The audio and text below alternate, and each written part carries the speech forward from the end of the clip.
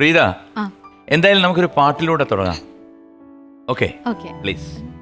അവിടുന്നിൻ ഗാനം കേൾക്കാൻ ചെവിയോർത്തിട്ടരികിലിരിക്കെ സ്വരരാഗ സുന്ദരിമാർക്കോ വെളിയിൽ വരാനെന്തൊരു നാണം, വെളിയിൽ വരാനെന്തൊരു നാണം. അവിടുന്നിൻ ഗാനം കേൾക്കാൻ. ആദ്യ സിനിമാ ഗാനം ഏതാണ്? പണ്ടൊരു രാജകുമാരി എന്ന ചിത്രത്തില് ഒരു കവിതയാണ് അത്. പക്ഷെ കാസറ്റ് ഉള്ള സമയമാണ് ചേട്ടാ, CD പോലും ആയിട്ടില്ല.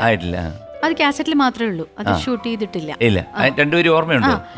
ആരു നീ ശാരോണിയിലെ ഇടയ കന്യയോ,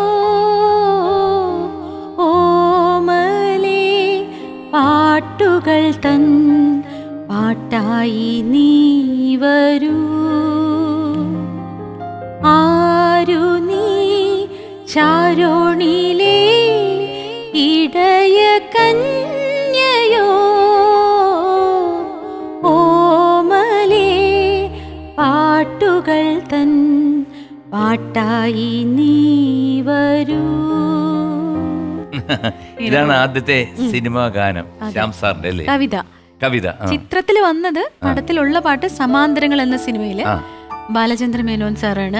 ആ സിനിമ മുതൽ അദ്ദേഹമാണ് മ്യൂസിക്കും സംഗീത സംവിധാനവും. അതേത് പാട്ടായിരുന്നു? അത് ഒന്നാം കടൽ നീന്തിയൊരമ്പിളി എന്നോടൊരു കാര്യം ചൊല്ലു നീ, ഒന്നോ മനമാരനെ കണ്ടോ നിന്നോടവൻ ചൊന്നതെന്തേ, ഒന്നാം കടൽ നീന്തിയൊരമ്പിളി. ഇത് രമേശൻ നായർ സാർ എഴുതി, മേനോൻ സാറാണ് മ്യൂസിക് ചെയ്ത്. ട്രാക്ക് തരങ്ങണിയിൽ വെച്ചാണ്, ട്രാക്ക് പാടാനാണ് പോയത്. അന്ന് ട്രാക്ക് അങ്ങനെ ഇത് പിക്ചറിലുണ്ട്. പിന്നെ ഗാന്ധിയൻ ചേട്ടന്റെ കൂടെ ഒരു പാട്ട് പാടിയിട്ടുണ്ട്. നാദിർഷ, എനിക്ക് തോന്നുന്നു നാദിർഷയുടെ ആദ്യത്തെ മൂവി ഗാന്ധിയൻ. അതെങ്ങനെ ഒന്ന് ഓർമ്മയില്ല എനിക്ക്.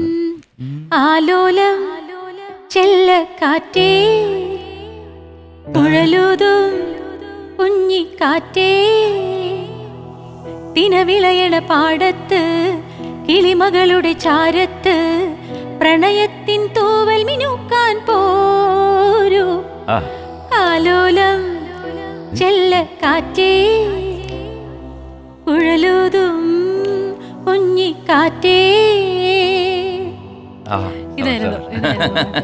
ഇത്രയൊക്കെ പാടിയെങ്കിലും പ്രീത എന്നൊരു ഗായികയെ തിരിച്ചറിഞ്ഞത് കരളെ നിൻ കൈപിടിച്ച അല്ലേ? തീർച്ചയായിട്ടും. അത് നമ്മുടെ പ്രേക്ഷകര് തുടക്കം തൊട്ട് കാത്തിരിക്കുകയാണ്, എപ്പോ വരും പ്ലീസ്.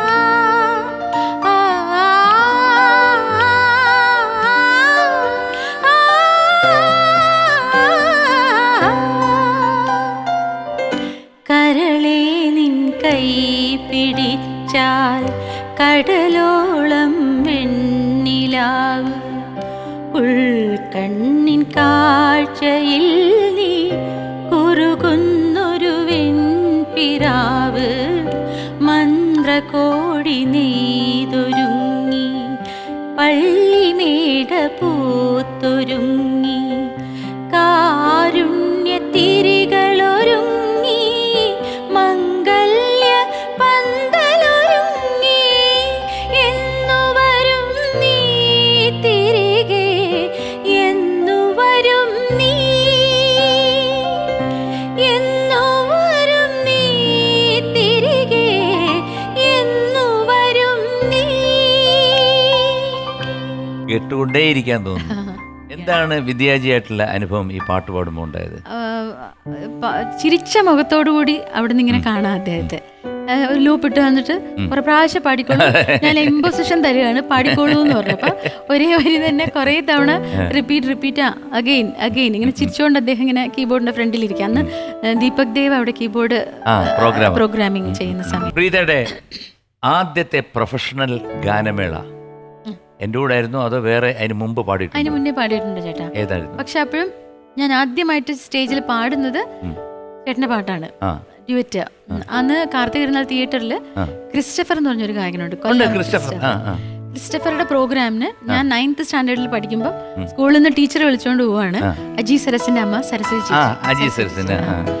അപ്പൊ അന്ന് പാടിയ പാട്ട് വാ കുരുവി ഇണ പൂങ്കുരുവി കരൾ നിറയെ നിൻ പാട്ടിൻ തേനരുവി പാട്ടിൻ തേനരുവി നിറതിങ്കൾ നീരാടും പാലരുവി അതിൽ നീരാടി പാടാൻ വാ കുരുവി വാ വാ പൂങ്കുരുവി വാ കുരുവി ഇണ പൂങ്കുരുവി കരൾ നിറയെ നിൻ പാട്ടിൻ തേനരുവി പാട്ടിൻ തേനരുവി. ഒരുപാട് ഇഷ്ടമുള്ളൊരു പാട്ടാണ് ഈ പാട്ട് തന്നെ. ആ സമയത്ത് ചേട്ടൻ പാടി തുടങ്ങി ഒരുപാട് ഹിറ്റുകൾ ജെറി അമൽദേവ് സാറാണ് ഇതിന്റെ മ്യൂസിക്. ഈ പുന്നാരം ചൊല്ലി ചൊല്ലി എന്ന് പറഞ്ഞ ഈ സിനിമയിൽ ഈ പാട്ട് വന്നപ്പം ഭയങ്കര രസമാണ്. അറേബ്യൻ ഡ്രീംസ് അല്ലേ, ഗൾഫ് ഷോ, എന്താണ് ഓർമ്മകൾ? ഒരു മാസത്തിൽ കൂടുതലുണ്ടായിരുന്നു ചേട്ടാ ആ ട്രിപ്പ്. ഒത്തിരി സ്ഥലങ്ങൾ. ആരൊക്കെയായിരുന്നു? സുരേഷ് ഗോപി ചേട്ടൻ, ബിജു മേനൻ, കലാഭവൻ മണി. മണി ഡയറക്റ്റ് ചെയ്യാനായിട്ട് 4 ഡയറക്ടേഴ്സ് ഉണ്ടായിരുന്നു. ജോഷി സാറ്, രാജീവേട്ടൻ, ടി കെ രാജീവേട്ടൻ, GS വിജയൻ ചേട്ടൻ, രഞ്ജി പണിക്കരേട്ടൻ, പിന്നെ കൽപ്പന ചേച്ചി, സുകന്യ, കാവേരി, ചിപ്പി, ബിന്ദുജ, അങ്ങനെ മൊത്തത്തിൽ മലയാള സിനിമ അങ്ങോട്ട് അതെ ആ സമയത്ത് അങ്ങോട്ടായിരുന്നു. അപ്പൊ പിന്നെ എല്ലാരെയും കൂടെ രാജൻ പി ദേവ്, രാജൻ ചേട്ടൻ, എല്ലാരും ഉണ്ടായിരുന്നു. അപ്പൊ എല്ലാരെയും അടുത്തറിയാനും ശരിക്കും ഒരു ആഘോഷം അല്ലേ, ഒരുമിച്ച് ഇങ്ങനെ വലിയൊരു ബസ് എടുത്തിട്ട് ഒരു സ്റ്റേറ്റ്. അതെ, ഈ പോകുമ്പം വലിയ ബഹളം ഉണ്ടാകത്തില്ല. ഈ പ്രോഗ്രാം കഴിഞ്ഞ് തിരിച്ചു വരുമ്പോഴാണ് എന്റെ അമ്മ വണ്ടിക്കകത്തിരിക്കാൻ പറ്റില്ല, ഉറക്കമൊന്നും ഇല്ല, ക്ഷീണമൊക്കെ മറക്കും നമ്മള് ഇങ്ങനെ പാട്ടും പാടി. എത്ര പ്രോഗ്രാം ഉണ്ടായിരുന്നു? 14 പ്രോഗ്രാം. 14 പ്രോഗ്രാം. ഭയങ്കര നന്നായിരുന്നു. പക്ഷെ കണ്ണൻചേട്ടനും ഒപ്പം ഉണ്ടായിരുന്നു. അപ്പോൾ കണ്ണൻചേട്ടൻ ഒരു ഭാഗത്ത് ഇപ്പോൾ എൻ്റെ കൂടെ വന്ന ഒരാളായിട്ട് വെറുതെ അങ്ങനെ ഇരിക്കുകയല്ല, ഇതിലെല്ലാം നടന്ന് ഓടി നടന്ന് സുരേഷ് കോസ്റ്റ്യൂം ഒക്കെ ചെയ്ത് കൊടുക്കാനും ഒക്കെ ഓടി നടന്നു. അങ്ങനെ എല്ലാവരുടെയും പാർട്ടിസിപ്പേഷൻ. കലാമിക്കയാണ് ആ ഷോ ചെയ്തത്.